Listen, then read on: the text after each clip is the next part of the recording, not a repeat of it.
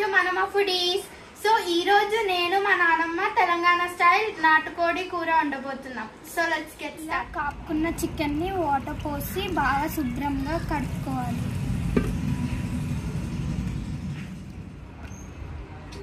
ఇలా ఈ విధంగా ఒకటికి 2 సార్లు చికెన్ ని బాగా వాష్ చేసుకోవాలి. విధంగా కడుక్కున్న చికెన్ నీసు వదలాలంటే ఒక 1/2 స్పూన్ పసుపుని మరియు 1/2 స్పూన్ ఉప్పుని వేసుకొని బాగా కలుపుకొని ఒక అరగంట పాటు పక్కన ఉంచుకోవాలి.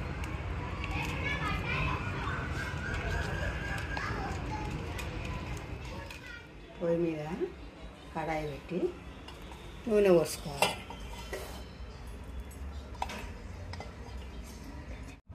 4 చెంచాల నూనె. నాని నువ్వేం కూర వండుతున్నావు? నాటుకోడి వండుతున్నాను.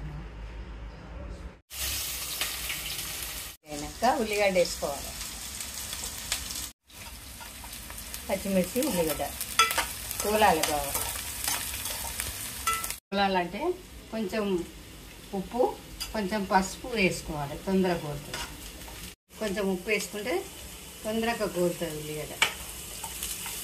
అయినా వేసి వాసన పోయి కనుక ఉల్లిగడ్డ చిన్న కోడి కూడా గోలిందంటే వేయాలి, ఉల్లిగడ్డ గోలిందంటే వేయాలి. మంచిగా కలుపుకొని ఇప్పుడు పచ్చి వాసన పోయేదాక మూత పెట్టాలి ఒక 5 నిమిషాలు. కొంచెం మిరియాల పొడి వేయాలి. చాలు చాలు. నాని నువ్వు వండుతావు కానీ ఎప్పుడు ఎందుకు కోడి కూర తినవు? నాకు చిన్నప్పటి నుంచి ఊళ్ళో మస్తు కూరలు ఉండే మా ఇంట్లో, కానీ వండుదు కానీ నేను తినకపోతున్నా. వీటిని చూసే వరకే నాకు తినకూడదు. ఇప్పుడు కూడా తిన్నా నేను, అప్పుడు కూడా తిన్నా, చిన్నప్పుడు కూడా తిన్నా. నాకు అలవాటే లేదు. ఇలాంటి వాళ్ళు మీ ఇంట్లో కూడా ఉంటే అయితే కమెంట్ బాక్స్ లో కమెంట్ చేయండి. చెంచాల కారం వేసుకోవాలమ్మా. KG chicken. ఉప్పు చెంచాడు ఉప్పు.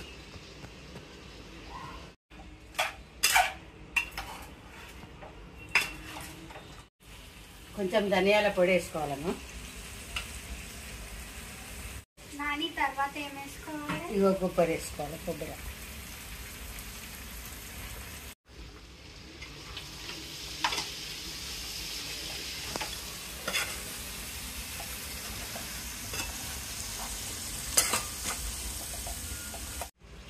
ఇగో గరం మసాలా వేసుకోవాలమ్మా.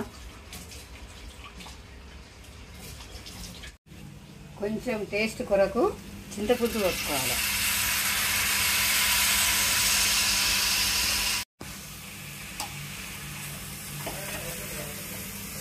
చింతపులుసుకు కూరకు పట్టేలాగా కలుపుకోవాలి.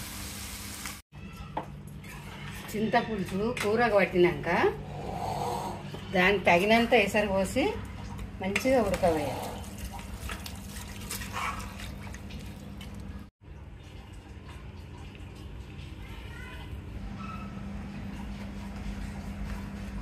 బాగా ఉడకాలి. ఎసరు పోసినాక అరగంట సేపు ఉడికితే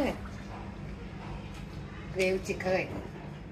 అయినాక కొత్తిమీర వేసుకొని తెచ్చుకోవాలి. నాటుకోడి బగారా రైస్ కాదు.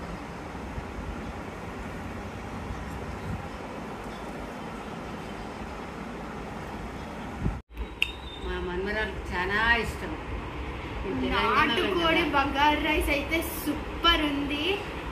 మీకు గనక ఈ వీడియో నచ్చినట్లయితే ప్లీజ్ లైక్ చేయండి, షేర్ చేయండి, సబ్స్క్రైబ్ చేయండి.